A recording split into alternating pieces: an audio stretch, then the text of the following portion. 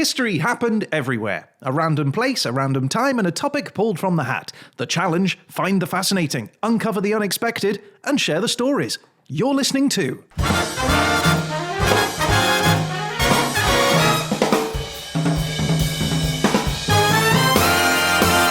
History happened everywhere.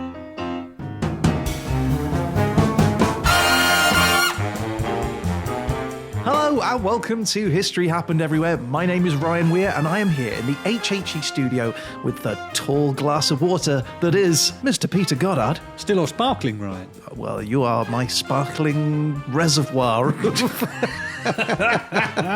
of juice. Oh my lord, that's a terrible image. Okay, so last week the Derslator selected Uzbekistan, 1876 to 2007, and Smell. Smell, yes. That's exciting. Very challenging for me because, as you know, I have a very, very poor, borderline absent sense of smell myself. Oh, you poor little man. You've got a good sense of smell though, haven't you? I can smell you from here. Well, what? One of the things we're going to do today, Ryan, is discover the essential smells of Uzbekistan. Oh, that's exciting. But we're also going to discover a metaphorical aroma, the stench of corruption. Okay. And then finally, we're going to try and cover that smell up with the perfume of Uzbekistan. Oh, nice. That sounds great. Well, let me warn you that this perfume has a dark side.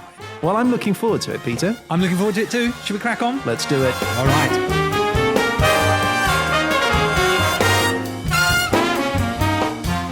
Let me take you to the Central Asian country of Uzbekistan. Basically, where Azerbaijan is.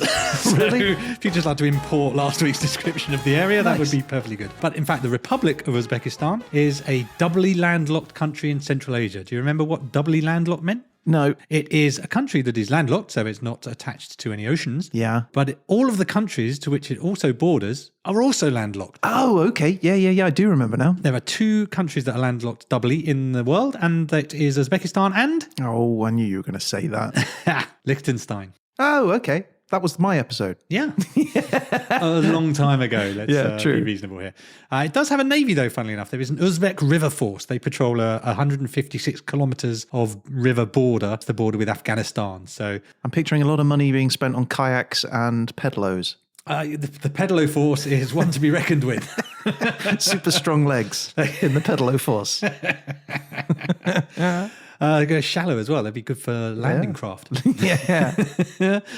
So these guys, they counter drug trafficking and illegal immigration and stuff like that. But it's surprising for a doubly landlocked country to have a navy, I thought. Yeah, absolutely. So this is in an area sometimes described as the stands. North and west, it's got Kazakhstan, Kyrgyzstan and Tajikistan to the east, Turkmenistan and Afghanistan to the south. In fact, there are only 7 stans, and Pakistan is just the other side of Afghanistan. Right. This whole region of bordering countries are all stans. A lot of stands.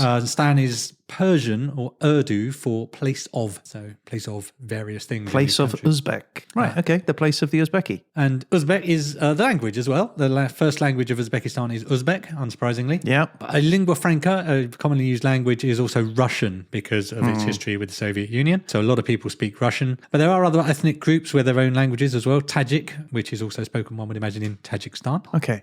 So yeah, we're in the stans. One of the things that you wouldn't assume about Pakistan, and is also true of Uzbekistan, is it's a Muslim country, mostly Sunni Muslims, but it's got quite a complicated history with Islam. So we'll cover that later. So it is an Islamic country, but it kind of has quite a unique approach to that in its history, which we will discover quite a lot about. Okay, so geographically, this is about 447,000 square kilometres, about 80% of France. Okay. Almost France-sized. 80% desert, though, so wow, not that inviting. There's a little bit of mountain areas. There's some fertile bits, and notably the Fergana Valley is one of those, which is about 21,000 square kilometres, or one Israel, if you prefer. Is it desert, as in like classic sweeping sand dunes? Or I think is it's it more rocky bleakness than actual... sandy desert. It's certainly not hugely green. It's got about 34 million people, so it's about the size of France, but half the people. Okay, but then 80% of it is desert, so they're all, I guess, squashed into one area. A few specific areas, yeah. Wow. National anthem-wise, it's got a nice upbeat number, I feel this is. Should we have a listen? Let's do it.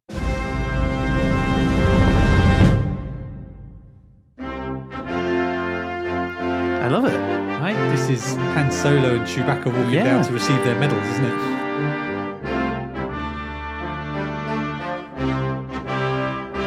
It's not what I think of as a national anthem. I mean, it's got all the components, but it's very different. It's a bit show busy, I think. Certainly not what you'd expect from an ex-Soviet country.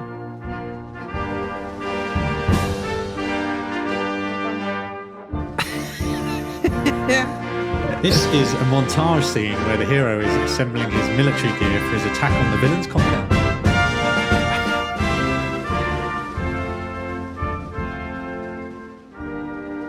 I mean, it builds, As in upbeat. and then it goes quiet again. It's the roller coaster of national anthems.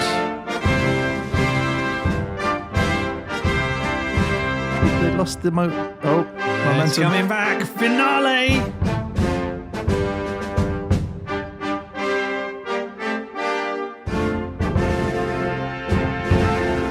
Big finish.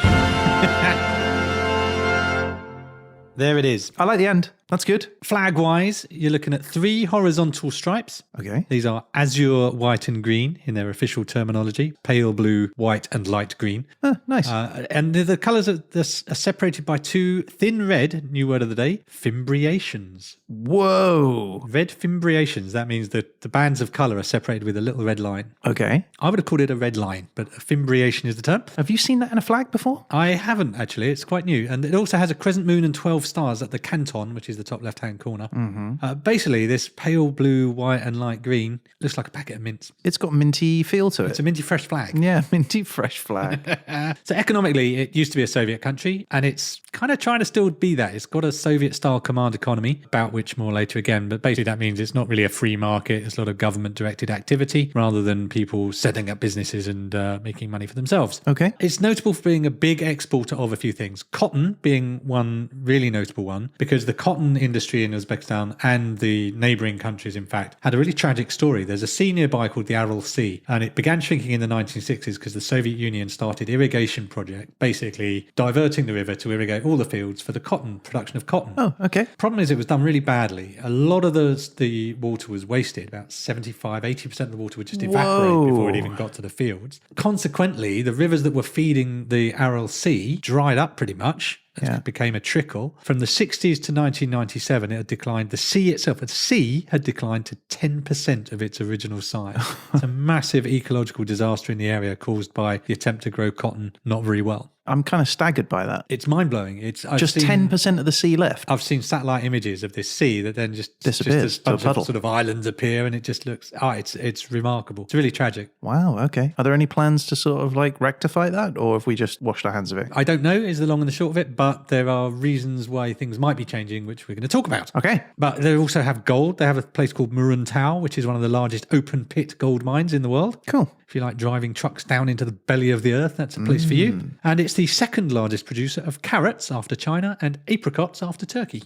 Famous Uzbeks really struggled on this one. I found a list, actually, of about 60, 70 names of famous Uzbeks, of whom I recognised not a single one. A lot of very accomplished people, Okay. but no, nothing. What, scientists and... They had Sports there's a lot of people? politicians. There was one, though, historically. Timur, also known as Tamerlane, also known as Tamburlaine, you may be familiar with from your dramatic education, Ryan. Yep. Tamburlaine the Great by Christopher Marlowe Yep. is a... Yeah. Ask me anything about it. I know it really well. No, tell me about it. I don't know what that is. So Tamburlaine the Great is a poem by Christopher Marlowe, a contemporary of Shakespeare, and I'm not going to speak more about that because it's about this guy Timur, who is also known as Timur the Lame, consequently Tamerlane and Tamburlaine, so these are corruptions of his name. But he was basically a conqueror, part Mongol, part Islamic, from Uzbekistan, and he had a big empire that spanned from Russia to India to the Mediterranean Sea. Nice. And he was known for his brutality and genocide. So that was nice. And that's the famous Uzbek that I recognised. So yeah, there's not a lot of things you would recognise from Uzbekistan. And there is a very good reason for that, which is that it was a very sealed off country and it didn't invite a lot of relations with the rest of the world. So that's quite probably why it's quite difficult to find Uzbekistan. I mean, literally nothing that you've told me so far I've known. And there are some very good reasons. As a nation, Britain didn't really seem to have much much influence in the Central Asian region as a whole. Yeah. So consequently, without those relationships, even from the days of the Great Game, the early 19th century, if you don't have the relationships, then that was a problem. Then it became Soviet, which was not the most open of cultures. So all in all, we've been fairly deprived of Uzbekistan knowledge, I think. Yeah. So let me tell you then a history of Uzbekistan. Please do. Archaeology suggests that there were Neanderthals in the Paleolithic era. They were hunters and gatherers, and they hunted and gathered. But the first recorded settlers, I'm going to leap to the eastern Iranian nomads. This is very similar to the story you were telling last episode, where people were sweeping up from Iran and going, this is nice, and staying there.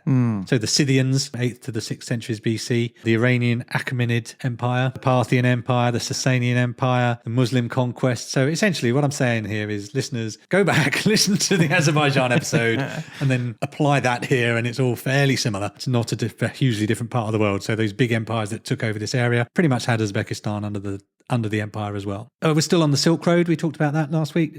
Goods traveling from east to west and back and forth. Cities in this country became rich, including a couple of big cities. Bukhara, which I'd never heard of, but was a big city on the Silk Road, but also Samarkand, which was a city that I'd heard of. And Samarkand as a city in 2001 was put on UNESCO's World Heritage List. Nice. 13th century, the Mongols show up and did their Mongolian thing. 14th century, the area became dominated by the Turkic people. And this is Tamerlane, Timur's people. So it was, you could argue, an Uzbek empire, and the capital of Timur's empire was Samarkand. That empire fell apart, as these do. For a few centuries, it was pretty much tribes squabbling in Uzbekistan until the 19th century, when Central Asia became part of the Russian Empire.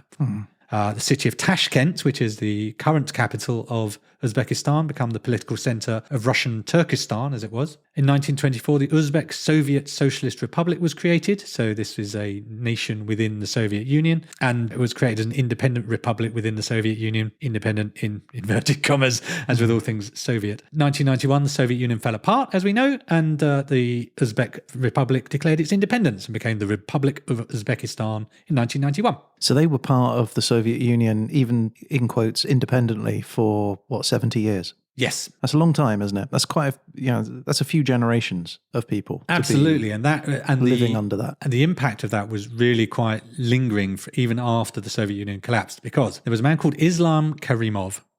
And remember this name. Well, you won't have to remember this name, because I'm going to keep saying it for the next hour or so. He was at one point the first secretary of the Communist Party of Uzbekistan. Then he was elected the president of independent Uzbekistan when it became independent, with a frankly suspicious 87% of the vote. Right. Voter turnout was 94.2%, and also described as heavily rigged. Right. There was an opposition candidate, which was something that then didn't happen for quite a long time afterwards. And essentially, President Islam Karimov was basically a dictator, trying to maintain it very much as it was a Soviet republic before. And he was in power until he died on 2nd of September 2016. And he was replaced by a Prime Minister, Shavkat Mirziyoyev, who in 2021 was sworn into his second term in office after another landslide victory, winning 80% of the vote. Not as much as the last guy. No, his declining popularity. It's something to wonder about. But all this tells you that perhaps all is not as free and easy in Uzbekistan as one might hope.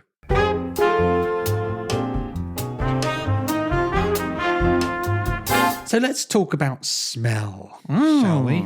The subject smells quite tricky, isn't it? How do you Google smell and all sorts of things come up? But to get myself started, I went to the subreddit r/Uzbekistan, where Uzbeks can be found, and asked them, what do you think the smell of Uzbekistan is? That's a great question. And I got a few answers. The Olden Times is a user. He said, the distinctive smell for me is Chorzu Bazaar. That's a famous hotspot for tourists in Tashkent. It was strawberry season and everyone was selling strawberries. I've never smelt such a strong aroma of fresh berries before or since. Oh, that's amazing. Sounds amazing. What a great memory. Yeah, Chorzu Bazaar's in the centre of Old Town Tashkent. Chorzu means crossroads or four streams in Persian. Okay. And it's in an amazing building. It's just outside the station, or it's in the grounds of the station. It's in this building that's like a giant blue flying saucer come to land. It's a huge dome.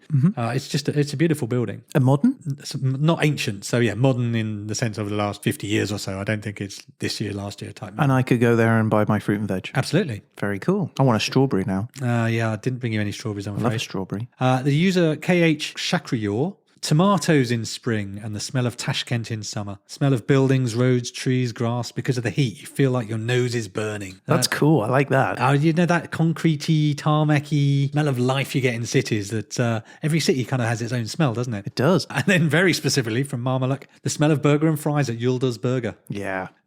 Yeah. So a little advert for Yildiz Burger. If you're in Tashkent, you crack on and get down there. But the 3 people I also spoke to all said the same thing about the smell of Uzbekistan. Okay. Lucifer Salant said a piece of freshly baked non, which is bread, just out of a tandir. Right. Which is like a clay oven, like a tandoor. Okay, yeah. They're very similar. So non, naan, tandoor, tandir. Oh, very close. They're very closely linked. Uzbek Corner's a cafe in London, if you want to try some Uzbek food, said the smell of naan that just came out of the tandoor, especially in the morning with double cream and honey. Wait, there's a Uzbekistan cafe in London. There is. That's amazing. Certainly is. So There's get yourself something down there. everything in London. But Rooks's Sounds also said the smell of fresh tandoori baked national bread called patia at 8 a.m. Okay, 8 a.m. specifically. Specifically 8 a.m. I know. It's, after that, terrible. But Yeah, that all 8 a.m. before. sniff, great. So non and patir, these are 2 different types of bread, both cooked in a tandoor or tandir, various spellings. So clearly, freshly baked Uzbek bread is a signature smell to the area. sure. It's, 50% of the people went straight to it, almost used the same words. It was the bread out of the tandoor, and usually in the morning as well. Yeah. So in an effort to put you in Uzbek mood, Yep. I've made you this. He's pulled out a tin, and within it is what looks like dough. That, my friend, is my attempt at an Uzbek bread. Now, before we pop this in the oven, here are some warnings that go with this bread. Number 1, I am not a baker. Okay. Number 2, we don't have a tandoor. We've just got an oven. And the Yeah. tandoor is a big part of the taste of the smell of the bread. I could write tandir on a post-it note and stick it on the oven, though. Do that. It'll give it much more authenticity. Yeah. Now, number 3, I have tried this once before and it was not good. Right. It came out about the size of a dinner plate and about the density of a dinner plate. Right. And it was as hard as a dinner plate. Was it just a dinner plate? It could have been a dinner plate. It wasn't a dinner plate. It was my attempt at bread. Okay. So the rehearsal did not go well. I'm not going to lie to you. Well, it's a well-known thing that the dress rehearsal always goes poorly and the first night goes well. Okay, So. I'm excited then because I was also told by the guys at Uzbek Corner that even they, who have all of the equipment, they've tried to recreate the amazing Uzbek bread smell and they couldn't do it in this country. So it's something very specific to being in Uzbekistan. Exactly. They were saying it's all the local ingredients and the local water and the local air, I guess. So basically, whilst this is my effort at Uzbek bread, I don't think we can probably come away with this having said we really know what Uzbek bread tastes or smells like. I'm unsure why you put a swastika on the top of it, though. Well, I will explain that, but I would also explain that it's not a swastika. If you look carefully, it's HHE in little dimpled indentations. And that is a very specific thing, which I will tell you about shortly. Okay. But pop it in, 13 minutes at 210 degrees C, please.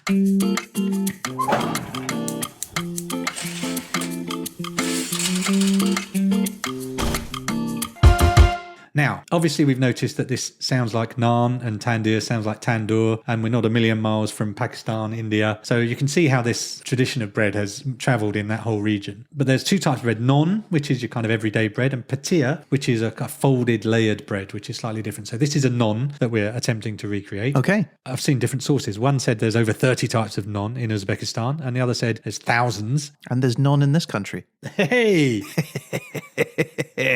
So at its most basic, you put coal and firewood in a tandoor, you heat it for several hours. The walls of the tandoor you sprinkle with salt water so your dough is able to be peeled off the side. You slap your dough on the side of the oven. It cooks up nicely at very high humidity and temperature. The result you get is a round, relatively flat bread, kind of with a bit of a flatter middle. And in the middle, what you see is a pattern of little indents. It's often really elaborate and beautiful in a way that ours isn't. And this is kind of your maker's brand. It's, nice. It the brings some signature. art to the loaf, but it also says this is my bread. Cool. And it's made with a device, a very specific device for the imprinting of the middle of non with your pattern called a chekic. It's just kind of like a stamp, like you have a rubber stamp and you drive loads of small pins in a pattern into the bottom of it and you just press those pins into the middle of your bread and that's your branding for your bread. That's wonderful. It sort What a of great makes it idea. pretty and it goes, this is Bob's bread, Ryan's bread, or History Happened Everywhere bread in this case. And what do they normally do? Like images or words or what? Patterns and images. I've seen sort of flowers, lots of geometric patterns are quite common. That's really cool. So anyway, it's tasty and it's nice to look at. But here's the thing. The reason we're talking about bread so much is bread is much more than just bread to Uzbeks and Uzbekistan in general. Okay.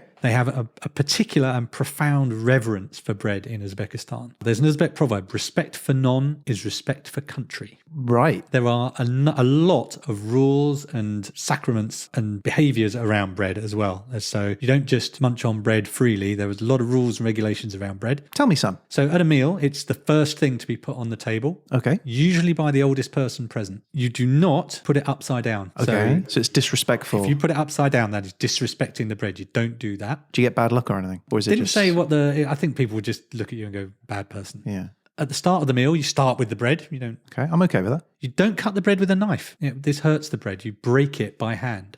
You shouldn't leave any bread. You should finish the bread. That's not a problem. I'm bought in on that one. Well, we may put that to the test in a minute. You definitely shouldn't drop bread. If you drop bread, you should pick it up, put it on top of a wall or in a tree or something for the birds while saying, Aish Allah, God's bread.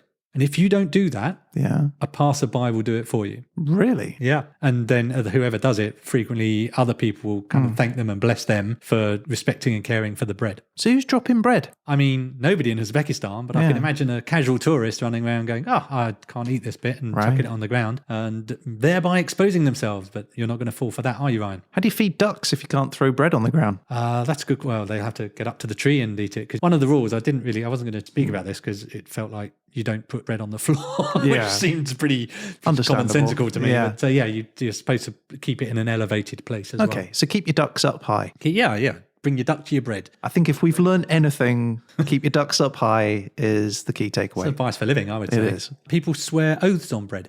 When a baby is about a week old, you bring the baby home from the hospital, they have a ceremony, Beshika Boglash, where the baby is placed in a beshik, which is a cradle, and you place bread under the pillow of the so under the baby's head. Wow, they really love their bread. They absolutely do, and that's done by the most respected older women, either from the family or the neighbourhood. The bread is supposed to keep the evil spirits away because bread is sacred. They say a prayer as well so that evil spirits don't harm the baby. Right. That same day, your ceremonial bread will be distributed throughout the neighbourhood with an announcement that a special guest has arrived, the guest being the baby. Oh, I see. When the baby walks, there's a ceremony where they place bread between its legs to bless its path in life. Okay. If you want to get engaged, you've got to use your loaf. If the families agree to a match, so it's kind of a matchmaking tradition, they agree with a bread breaking ceremony. So again, bread is distributed in the neighbourhood as well. Once this agreement has been reached, bread is taken around the neighbouring houses and the people in the neighbouring houses say, who is this bread from and why is it given? And the answer is the family X has broken bread for their daughter. So then you know there's been an engagement and probably not to try it on with that family's daughter. Right, yeah. Now here's my favourite bread ceremony. If you've got a son traditionally who is leaving home for a long time, going to war, going overseas for work or for study, joining the Navy, you bake 2 loaves of bread face to face and the son takes a bite from the bread. Right. And then you keep that bread and you hang it, dry it in the sun, hang it near the ceiling until the sun comes back. So it's to guarantee his return. Oh, wow. But it's got a bite taken out of it. Yes, it's got his bite because he needs to finish his bread, so he will return. Does he have to eat it when he gets back? I'm not clear on that. I would hope not because it's dry and old. Oh, yeah. It's a good job it was bread and not like soup or a sausage or something. They could have picked anything and they went with bread. Yeah, it's like... We need to put this soup under this baby's head. Put the soup between the baby's legs. Just splash the baby, anoint the baby with the oxtail.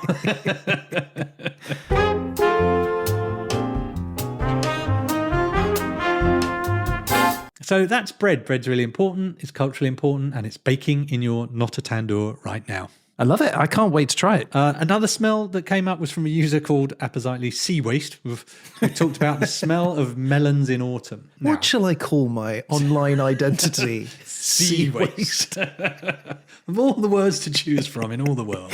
So the smell of melons in autumn, I looked into melons a little bit and it turns out melons are pretty important too. This is slightly different. This isn't as culturally embedded as bread. It's just that melons have a specific, or there's just a lot of melons in Uzbekistan. There's many different types of melons though. Are we talking watermelon? Well, no. We're talking the cantaloupe type. Watermelon and melon. Honeydew? So honeydew, cantaloupe, those are all melons which have a totally different route to watermelons, which are a totally different category.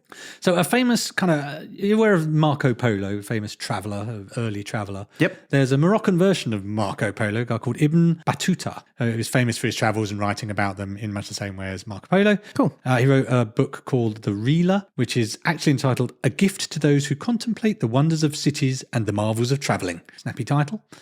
Sorry, just while I've got you, I haven't been timing this, by the way. The bread? Yeah. Oh, I see. So I should just go and check. Yeah, we should probably do that.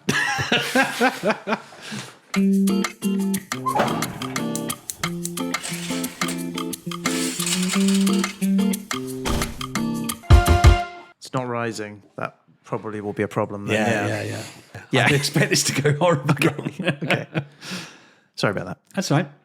So in 1333, Ibn Battuta arrived at the Silk Road city of Urgench, which is in Uzbekistan. Okay. And he wrote, and I quote, "There are no melons like Khwarezmian melons, maybe with the exception of Bukharian ones." Bukhara, also a Silk Road city in Uzbekistan. Yeah. The third best are Isfahan melons, that's in Iran. Their peels are green, the flesh is red, of extreme sweetness and firm texture. Surprisingly, they cut melons into slices, dry them in the sun, put them into reed baskets, as it's done with Malaga figs, and take them to Khwarezm, to the remote cities in India and China to sell. They are the best of all dried fruit.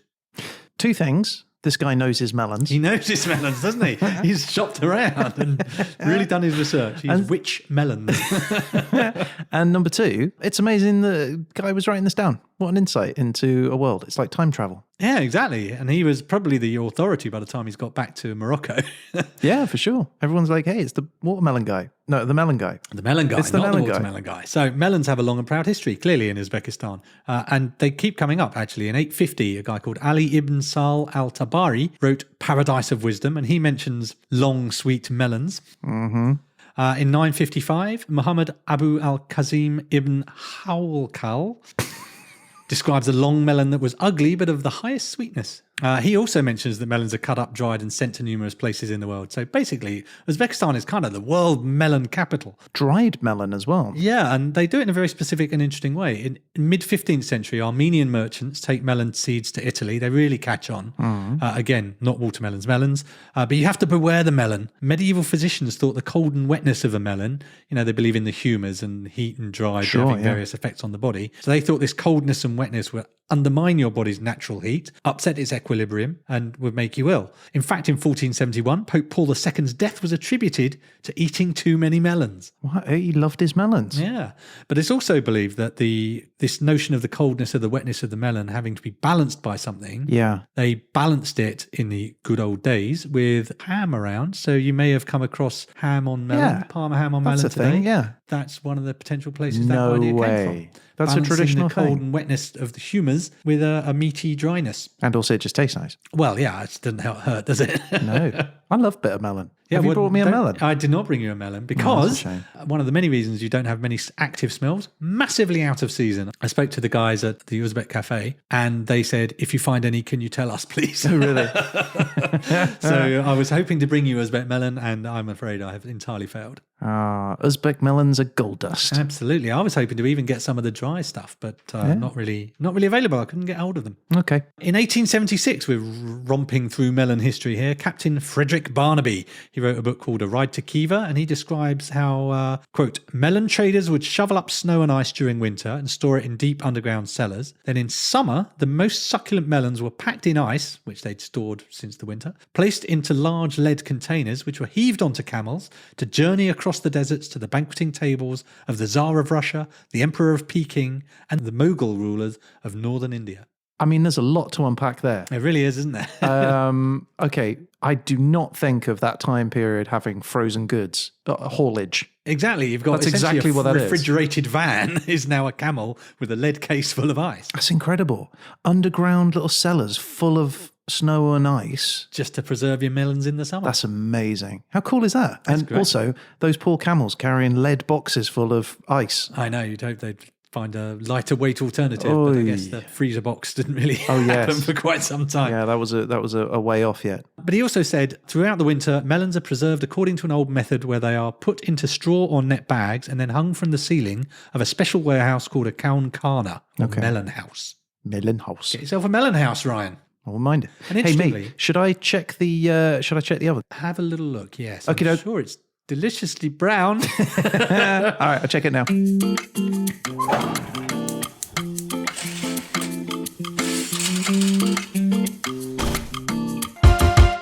All right, I'm back. It's rising. It's turning a brownish colour, so it's not cooked yet. We're shooting for a golden brown, and ideally the main point of this is to get that wafting smell of baked bread. But Not yet. Not getting it yet. okay, let's give it some more time Okay. and talk more about melons. Okay. So I talked about melons that hang from the ceiling in a special warehouse, your melon house, and they still hang melons today. Actually, that's still a way of storing your melons, Like meat, sealing meat. not unlike sealing meat, only in melon form. And by sealing meat, we mean those legs The that legs that the Spanish and Iberian folk have dangling from various ceilings, we just call it sealing meat. because that's what it is. So this is sealing melons. Sealing melon. Oh, yeah, it's amazing. Yeah. They're still very serious about the melon business. There is, in fact, a 206-page book called Melons of Uzbekistan. Do you know what? I would pay a great deal of money to be given a one-handed flail and a room with a sealing melons. And I could recreate Fruit Ninja. Well, no, I can't offer you that, but I can offer you the PDF of Melons of Uzbekistan. Okay. I downloaded it. Don't recommend it. Oh, okay. It's in 3 different languages, so it's not quite the full 206 pages you have to read, but it is dry as dust. It's interesting to the melon botanist, I believe. Okay, fair. But there is 40,000 hectares of Uzbekistan devoted to melon growing. They grow about 500,000 tons of melons a year, although that is going up radically. Apparently, a lot more countries are waking up to the Uzbek melon. Literally, like as a breakfast. Right? Absolutely. And you can eat them fresh, obviously. You can also, as I said before, they dry them, but they still do. They dry them and they braid them. So you know those pastries you can get, which is like a plait? Yeah. They look a lot like that. They sort of, because I guess when you dry them, it turns a sort of browner colour. And it's like, like a little brown plait that you can get of dried melon. A plait of dried melon. Yeah.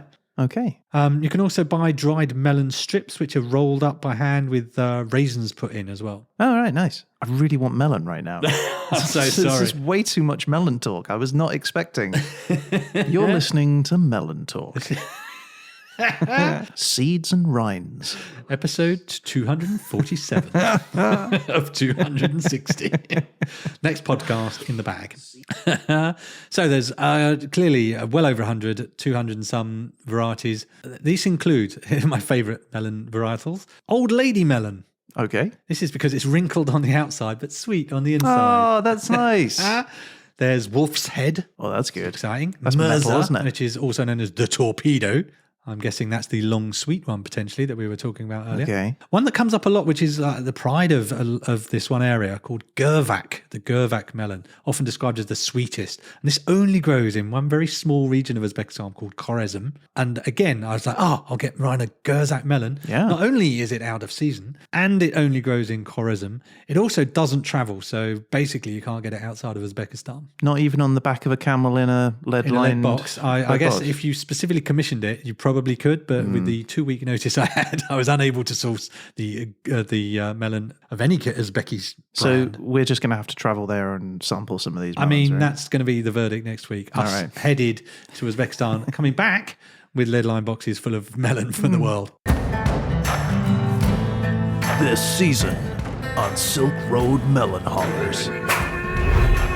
Haulers battle the most challenging conditions Here we go! they've ever faced. Bring it on! From mountain passes Let's go! Hang on! to desert dunes, I'm a sand in my eyes! a ticking time bomb, Oh, this skin ice is melting! a transportation nightmare, Oh no! Ah! and the deadliest hazards. Snake! Snake! Oh no, it's a stick. Remote kingdoms in dire need of exotic fruit. Let's go, guys!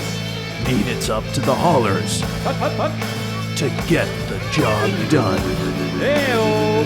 Silk Road Melon Haulers. Whoa, hey, easy!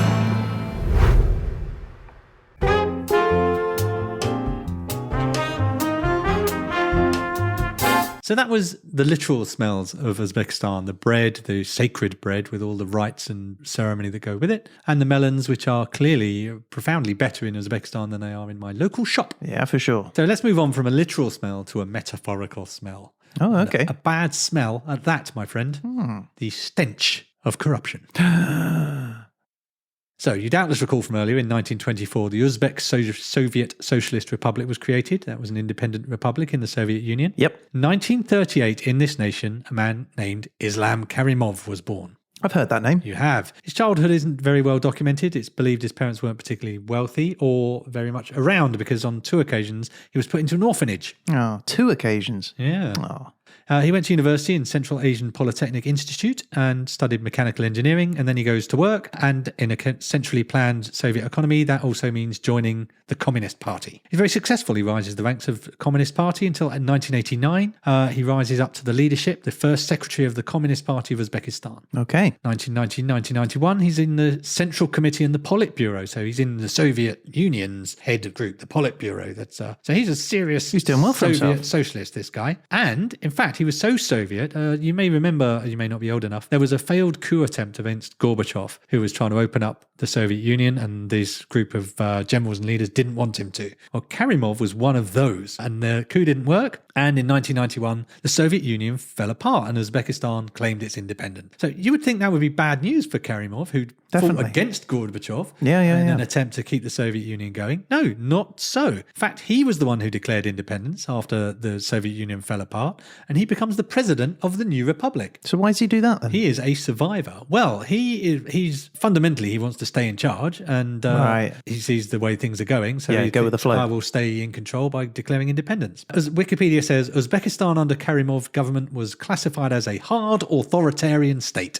Oh, yay. Yeah, the state's primary legitimacy claims are anti-Islamism and anti-ethnic identity. So similar to the Soviet Union, anti-religious, anti-nationalist, it's the Soviet, or in this case, the nation and the Communist Party of the nation. So it becomes weirdly this anti-Islamic country. Everyone practices Islam, but the state is very much against it. In 1995, his term gets extended through to 2000 with a referendum where 99.6% of the voters wanted to extend Karimov's term. Oh, wow. Yeah, what a popular fellow, eh? That was a lot of people. Yeah, there's some people suggested it was not an entirely fair process. Yeah. He was a very popular man, clearly, although in the West, not making much of an impact. Only 7 countries of the West have even an embassy in Uzbekistan. It's repressive, it's authoritarian, it's all the things the West likes to say it is against. Part of that is Karimov's own policy. He actively cuts them off from the outside world. He discourages foreign investment, which slows to a trickle because it's not a free market. It's a completely planned economy. It's all about him controlling.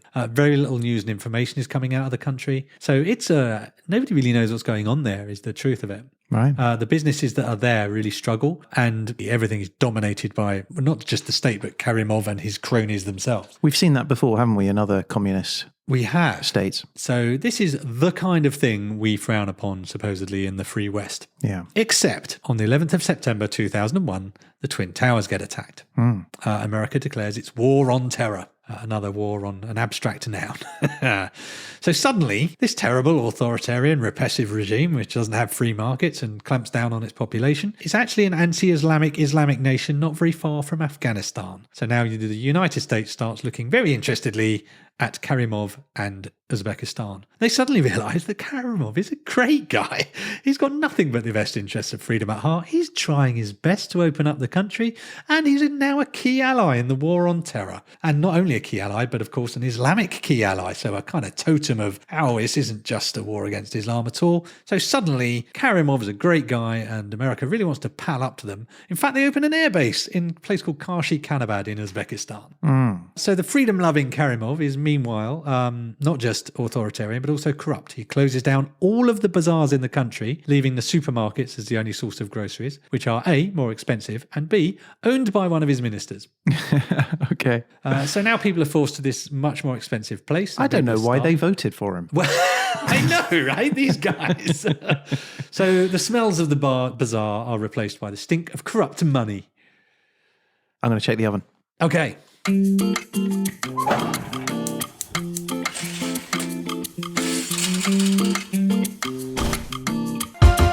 Oh, mate. It's done. How does it look? It looks Is it golden brown? It looks delicious. All right. Like, Jane, it smells amazing. I opened the oven and it's just, I got a waft of bready goodness. That's it. That's the smell of Uzbekistan, almost. I like it.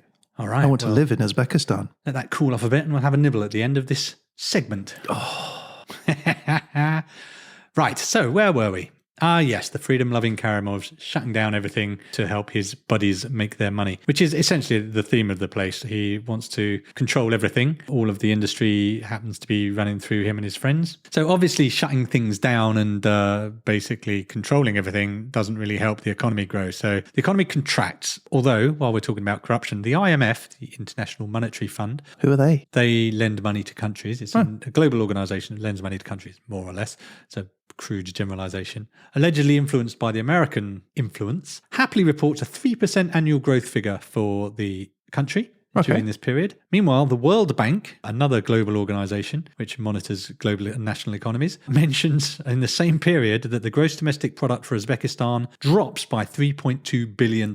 Right. So someone's not telling the truth. So yes, there is a book that I'm going to talk about the story of by Craig Murray called Death in Samarkand, and he talks about the meeting in which all various ambassadors and the representatives of the IMF talk about what number to give for the annual growth for this country. And it is essentially settled over dinner where they go, probably it's about X amount. And that's how they settle on these numbers, it would seem, across dinner, whilst an American ambassador is nudging your figures upwards and you are nudging them downwards if you believe what you see in the streets. Okay. So not really an attempt at finding an accurate figure. Didn't seem to be, because the IMF opinion also influenced whether or not there was money flowing into Karimov, and the Americans want to keep Karimov sweet because they've got their airbase and he's their ally on the war on terror. Right. It's not just economic unpleasantness in Uzbekistan either. There's reports of widespread arrests, torture, the deaths of people doing nothing more than opposing the Karimov regime. Enter Craig Murray, who I just mentioned, the young British ambassador newly arrived in Tashkent. He is not like previous ambassadors to the nation who tended to kind of stick in the embassy and go to dinner.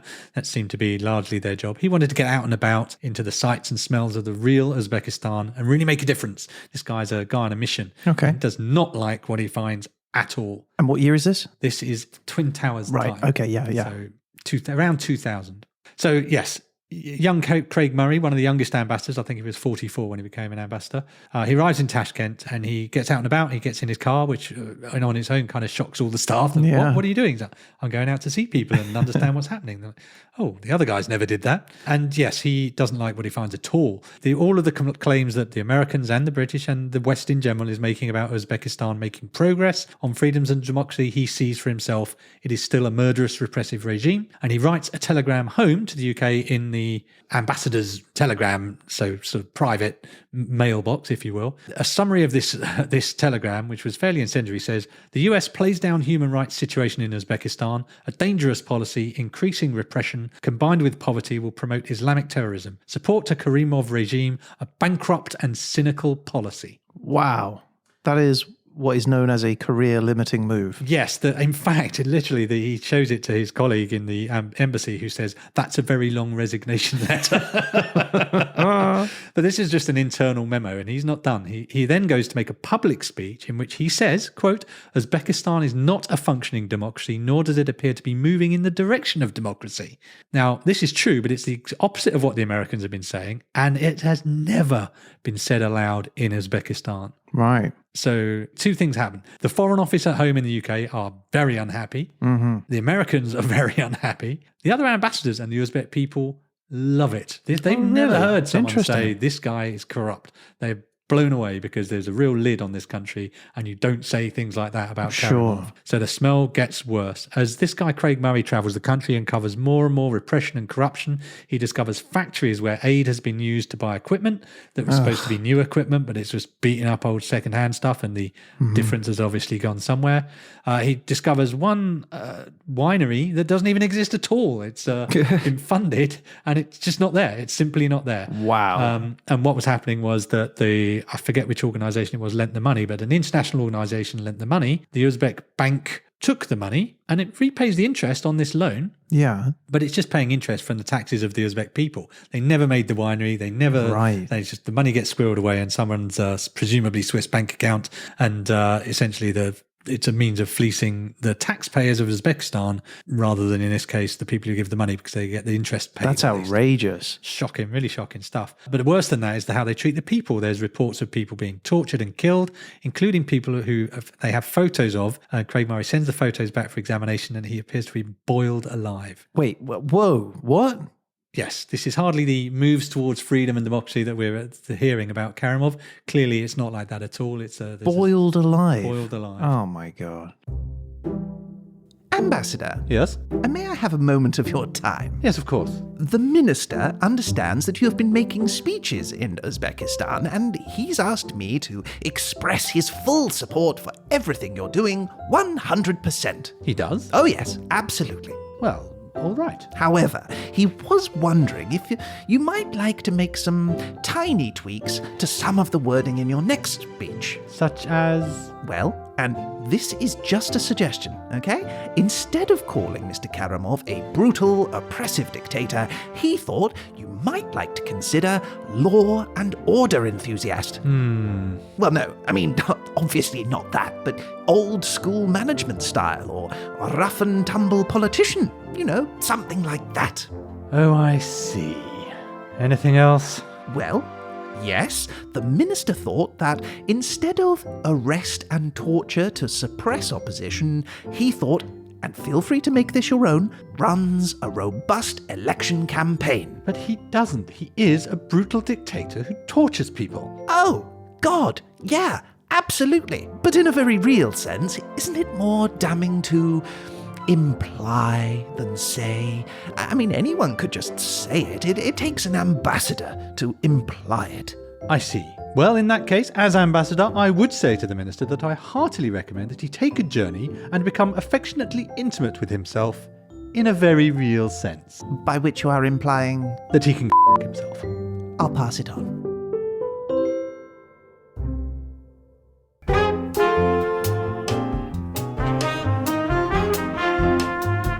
So Craig Murray keeps remaining outspoken. He's not shy about coming forward about the problems he sees. He continues to state that Uzbekistan's not making any progress towards freedom, and he doesn't think they intend to do so. So the Foreign Office back home is not happy with this at all, for a couple of reasons. Number one, the Americans are not happy, and this is at a time when Tony Blair was in power, and we were frequently accused of things like being America's lapdog, and Tony Blair in particular. The special relationship. Special relationship, exactly. So there's a lot of pressure coming from the Americans going, who's this guy? He's undermining our relationship with this regime, and we've got our airbase, and this is an important little one of the lily pads they call them in this region where they can project their power. The Foreign Office and the government in the UK are like, this is undermining the war on terror, supposedly. So this guy starts getting intimidation from the Foreign Office. They start to say that they've got complaints about his conduct, drunkenness, sexual favours in return to visas. There's a whispering campaign going on. They're seizing on anything they can find to try and undermine this guy's authority and find a reason to kick him out, basically. Right, wow. This comes to a climax in a set of formal charges that the Foreign Office lay against him. 18 complaints that he said that he's told, we're going to investigate these complaints from supposedly staff in your embassy. And he's like, oh, right, well, that's a problem. But he's also told not only are they going to investigate complaints against him, but he cannot tell anybody about this investigation or the complaint. So he's like, well, how do I prepare my defense against these accusations if I'm not allowed to tell anyone that these accusations have been made and they're being investigated? This is never really explained. So concluding that he has to do something, he tells some people about the situation and he gathers his proof of his innocence and the fact that these things have either been wildly blown out of proportion or are in fact untrue completely. And in the end, he gets 16 of the 18 complaints basically thrown out, which leaves only 2 of supposed behaviours, which actually, when they were investigated, it was things like continuous drunkenness then became once he had a hangover at work, right? So these one-time events, so 2 instances of single events which were held up. But of course, now they've added a 19th complaint. You told people about the investigation. Yeah, well, they did. To be fair, they did say that. How is that for a catch-22?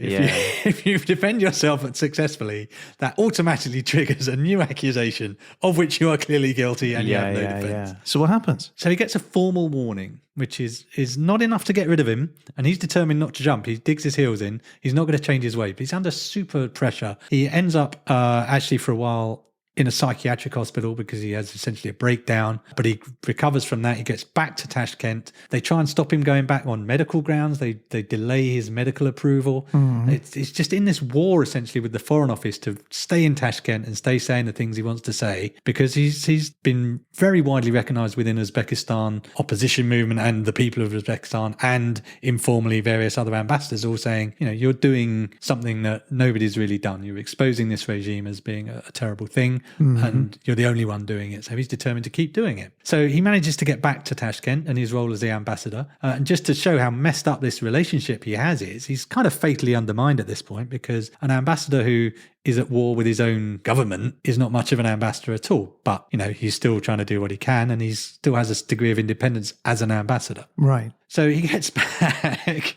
Undeterred, he decides that he's going to send another telegram. Oh, no. Again, to the sort of ambassadorial all-staff mailbox, as it were. Yeah. Describing, this time it's about the receipt and use of information obtained by torture. So it turns out that the Americans and the British are getting information from Uzbekistan. Uzbekistan, as a nation, as Craig Murray well knows, gets its information by torturing people. Okay. And he describes the use of this torture and the intelligence from this torture as immoral, impractical, and illegal. This telegram mysteriously finds its way into the Financial Times, and the Foreign Office blame him for the leak, and that is enough for them to remove him as ambassador to Uzbekistan. I'm surprised that hadn't been done before. Well, he was quite scrupulous in a lot of ways, in terms of he was, whilst he was publicly saying things, he would make sure it was sufficiently true that it was shocking, but it was within the bounds of sort of not quite acceptable in the sort of higher sense, but annoying to people who want to pretend everything is rosy in the garden of Uzbekistan. Yeah, it just feels like that, they could find an excuse to replace him, or because they really tried, and it was the story. It's a much longer story than this. Sure, I highly recommend the book. It's called Murder in Samarkand by Craig Murray. It goes into a lot more detail about the corruption, a lot more detail about the horrible things that happened to him, and the war essentially he has with Jack Straw, the Foreign Secretary of the UK at that time. They want him out personally. Yeah, of course. But of course, also the Civil Service has its rules and its ways of doing things. So you can't just boot him out. You have to go through some fig leaf that says that he's somehow done wrong. So they're casting a lot of aspersions on him. And it doesn't help that then newspapers start featuring him because he's this ambassador speaking out. So there's also the risk of, if they kick him out without legitimate reason, it's going to look really bad, and the papers are going to seize on that as well. Yeah. So he's kind of out, right? Then time passes and he's kind of sitting at home, I guess, going, well, that didn't go well. In 2004, though, Abu Ghraib prison, if you recall, the scandal of the discovery that actually there were terrible abuses going on there. Various other scandals emerged that cast doubt on whether USA and the UK are really the good guys in this war on terror and whether it's really worth it. And more people start to come around to Craig Murray's way of thinking. But that's fine. But what really made the difference was the Uzbekistan government, Karimov, decides to cozy up with the Russians instead of the West. A multi-billion-dollar oil and gas deal is made with Gazprom instead of with American firms. Really? Okay. And Karimov gives the US notice to get out of their airbase. Wow. Okay. Right about now, the US and the UK suddenly notice they bloody hate torture and repression. And goodness me, isn't it amazing that this Karimov seems to be absolutely full of it? Yeah. There's much more to the story than that. But essentially, yes, when the oil and the money runs out, it turns out that we suddenly do care, and the whole thing stinks to high heaven and continues to do so. So there's much more to the story, as I say. The details of this are really interesting. And if you are interested in Murder in Samarkand, or in the United States, it's known as Dirty Diplomacy, it's well worth a read. That sounds great. It sounds really good. I admire these people that stand up for their morals despite the overwhelming odds against them. And it's a fascinating story because he literally goes out to some locations and he stands up to people who are threatening him, police people who are used to just raping people with impunity and being absolutely uncontrolled. And he would stand up to them physically sometimes. There's one instance where he slaps a guy who's pointing a gun at him. Wow. And it's this crazy mix of this sense of your own importance as an ambassador seems to really cut through with a lot of these authoritarian people, because the number of times he just starts shouting at people and going, who do you think you are? I'm an ambassador. Yeah. So all these behaviors that you would kind of consider terrible in a different context of being this sort of entitled, arrogant, who do you think you are? I'm I'm the ambassador, Yeah. actually is an incredibly powerful weapon against these kind of authoritarian thugs, really. And he puts himself in some quite tricky situations, and he really has a degree of personal courage that is admirable. It's interesting, isn't it, that he was on the inside, so to speak, as an ambassador. Like, he has the clout and the knowledge and the connections, you'd think, to be able to make a difference. Absolutely. And it's a fascinating insight into that balance of he's representing a government that wants him to do something else. But so he's got to toe the line, do his own thing. He's got to represent the government accurately, but the government want him to be a specific way, and he won't be that specific way. And to be less human. Exactly. It's a really interesting study in different dimensions of power. You know, as an ambassador, he could do things that an ordinary Uzbek absolutely couldn't even dream of. He could say to Karimov, I think you are wrong about the GDP being massively up. Look outside, it's obviously going down. And he'd have these conversations with Karimov. And yet, on the other side, you know, he ultimately couldn't even hold on to his job. So he's got this powerless, powerful dichotomy going on. It's a really interesting read, and there's also a dimension to it that I don't want to go into too much, because the accusations of drunkenness and lechery, not to put too fine a point on it, he doesn't help himself in his own book either, because the number of times he's like, and then we all went off to the bar, and he details the drinks, particularly in a sort of post-Me Too world. His descriptions of almost all of the women that he comes across, smashing figure, kind of really old school Wow, sexism-y okay. Yeah, that doesn't help, does it? Doesn't help him at all.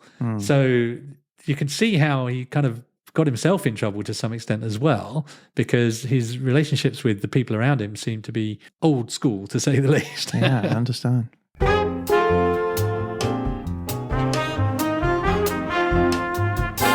Pete, I want some bread. Well, who's the oldest here? I suppose it's me, isn't it? It's definitely So I you. should bring it to the table. As the oldie, I shall break bread. Please. Not cutting it with a knife. Do you want to put it between my legs? I think you're more than capable of walking already. I don't wish to bless your path. Right, let's break a little. Okay. Oh, it's warm. It's quite solid. I don't know if that's how it's supposed to be, but let's pass it over, see how that goes. Thank you very much. All right. Right, the smell is definitely fresh baked bread. It's just a delicious smell. Salty almost. All right. It's really tasty. So I don't know how it's supposed to be. So I don't know whether this is an accurate rendition or otherwise. I suspect it's quite a way off, given the various compromises we had to make. Have a bit more. So what do people do with it? Just eat it as bread, or do they dip it in food? Do they coat it in butter? The guys were keen on yogurt and honey with it. Okay. I think there's as many things you can do with it as you can think of. That was amazing. That was so good. Well done.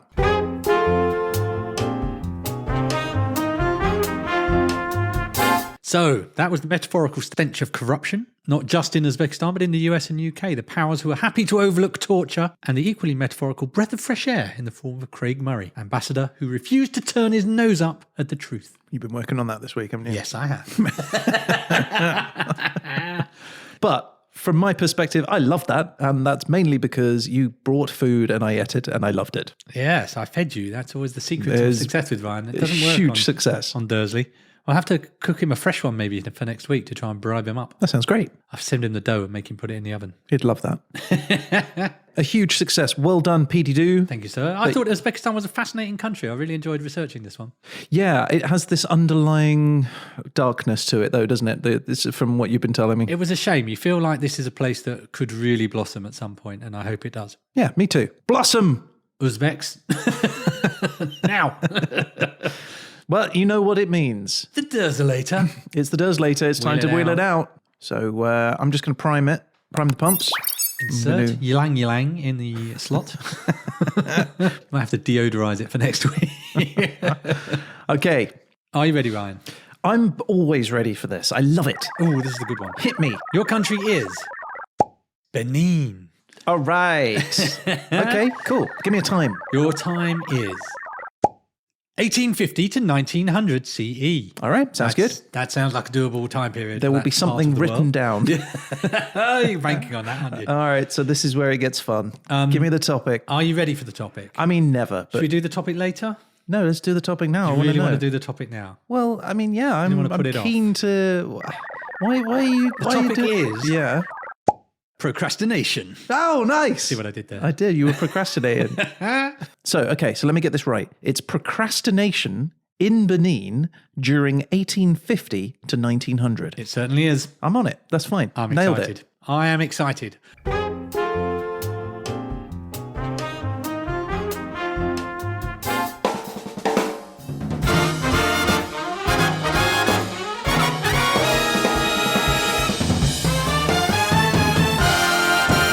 Okay, well, look, there we are. That's the show for this week.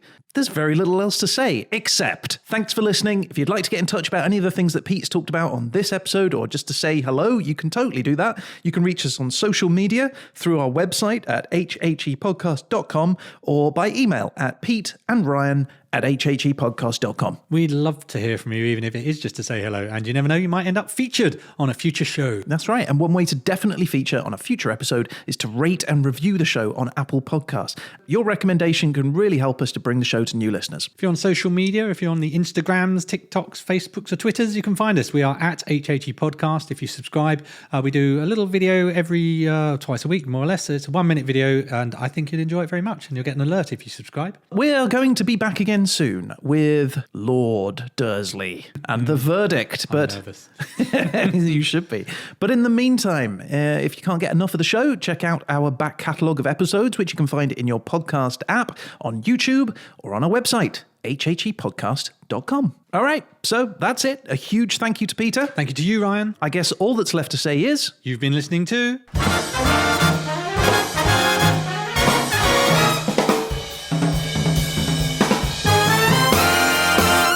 History happened everywhere.